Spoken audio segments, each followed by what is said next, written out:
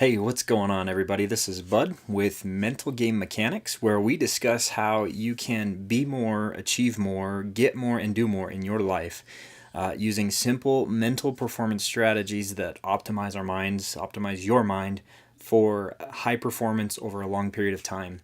And today I want to talk about something that is kind of unconventional in terms of what people are actually saying out there, but it makes sense if you think about it. So, the topic today is why your passions can actually get you in trouble. Before I went about 9 years ago, 2009 to 2011. I went to actually 10 years ago this year. I went to the Philippines for a 2-year service mission for my church, and I was there just helping people, serving people, and really just there to be of service, right? And while I was there, before I went there, my grandpa actually had a long history of service in that area, also with our church. And he was one of the first mission presidents there in 1955. He was 25 years old, and he lived in Hong Kong. And while he was there, he had a hard time getting to the Philippines. There was the Chinese Red War had been happening, and there's just a lot of history there and political disturbance. And so while he was there, he was always trying to get into the Philippines because the people loved what we were doing and the message that we were sharing and everything. And so, but people, the governments weren't playing friendly, and so he couldn't stay there long enough to really get any traction there.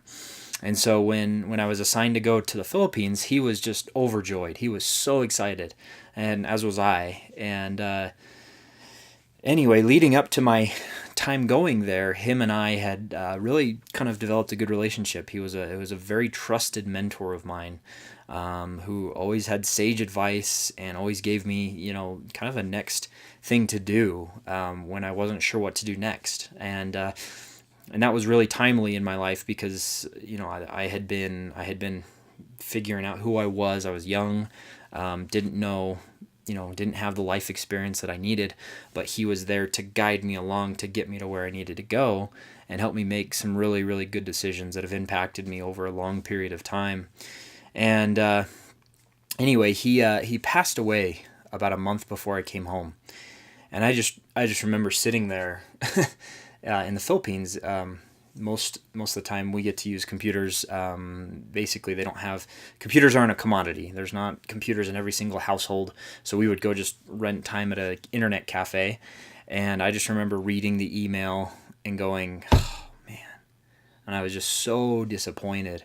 Meanwhile, about 15 Filipino kids are playing Counter Strike on the on the internet, and I was so sad, and anyway, it was just tough. It was really tough because he had been such a figure or a foundation in my life, and it really sucked.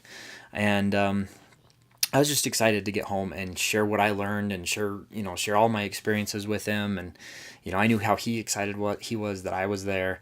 And he always gave me really good advice, and I was really looking forward to getting more advice from him and what to do next. And at this point, I'd come home and I was just trying to figure out what to do with my life. And I remembered and figured out that he had left tons of journals and histories and writing that he had done over the years. And he had a PhD in philosophy and religious studies, and just a super smart guy. And I realized that I had all access to all these journals and stuff like that. And so I started digging through them and just trying to figure out who he was and what didn't he tell me that I could use, right? And just learned an incredible amount. And that's where As a Man Thinketh became a big part of my life. Even before that, I knew about the book and had read it, and that started my kind of personal development journey. Is the book called As a Man Thinketh. You can get it right on my website. If you just go to the homepage, there's a button there to get it. Anyway, just so many things that I had learned from him, and he had so much wisdom for me. And one of the core concepts that he talked about in his writing was kind of the three keys to happiness. And what he said there was that happiness consists of having three things: someone to love, work to do, and a clear conscience. And those three things really kind of impacted me, because it's like, oh, well, that makes sense, right? Somebody or something to love, work to do, something to keep yourself productive, and a clear conscience, knowing that you've kind of given it your all, so to speak. And so I've kind of taken that and used that as my own kind of personal philosophy with doing things. And so I set out to try and get those things, right? As soon as I learned it, I was like, okay, let's go after those things, right? Let's maintain balance in that regard. And so I started working towards all that, and quickly figured out that if you're not careful, you can have too much of certain things. So namely in regards to passions, right? I got caught up in a bad relationship. I spent way too much money on really stupid stuff. And I lost track of time and forgot about the stuff that needed and should be done, right? With shooting, especially for me, that's my biggest passion, is being able to go out and just compete and shoot and go for hours, and it's very easy to lose track of time. And that's, when you're in your passion, that's the way it should be. But at the same time, I think there's a balance that we have to kind of maintain there. And so that's, that was the key that I learned, is that yes, you need to have someone to love, something to love, work to do, a clear conscience. You need to have those things, but at the same time, you also have to maintain balance within each of those concepts. Get like I said, it's good to have kind of an all-in mentality in your passions, right? It's good to get lost inside of your passions, but if you cannot maintain balance between your passions and everything else that's in your life, you're living an unbalanced lifestyle. You're living an unbalanced focus that bleeds into everything else. Because if you're focused on one thing, one of the let me take a step back. One of my favorite analogies for life in general is that life, we have basically plates spinning on sticks, like you would see in like a circus, plate spinners. And basically in life, you have to basically pick up one stick at a time, spin the plate, and then move to the next stick and spin the plate, and move to the next stick and spin the plate. And meanwhile, there's the concept of balance just doesn't make sense, because there's no possible way to hold all of the sticks and spin all the plates at one time, right? One plate will always be going faster than the other. And so the concept that I'm kind of getting at here is, especially with your passions, right?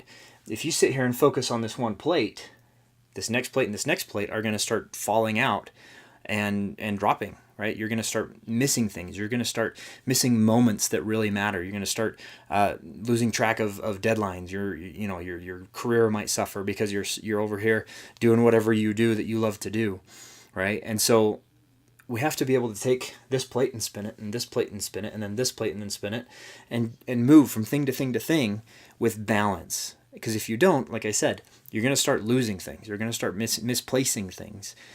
And so, yes, go all in on your passions. Go all in on your relationships. Go all in on your faith, with your family.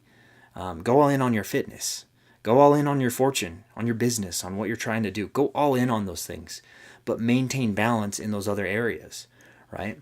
And if you can do that, you're going to live a much more balanced lifestyle, but you're also going to have, you're going to have a balanced lifestyle that is just working for you, instead of you trying to figure out how to make things work, right? If you can maintain that balance between things, you're going to have much more life fulfillment and enjoyment and happiness, right? Like I said, happiness consists of having three things: someone to love, work to do, and a clear conscience. And if you can bring passion to the game, to whatever you're doing, if you can work with purpose and do what you want to do, and have intention behind everything, and live knowing that you've given everything on the table to each of these areas, life is going to change for you. You're not going to recognize yourself. But you have to start with recognizing that there must be balance in all of those things. You can't just go all in on this one area of life and expect to get massive results everywhere else. Don't get me wrong. Passions are a great thing. I've said that multiple times today. And I'm not saying you shouldn't have passions. But what I am saying is that take time to be balanced across your passions, across your life, across the things that matter to you. And I leave you with that if you go all in on all the different areas of your life is going to change. And I know that if you just shift your mindset just a little bit and go from plate to plate to plate to plate, instead of focusing on just this one plate here, your life will change, because you're going to live a much more balanced and stable lifestyle.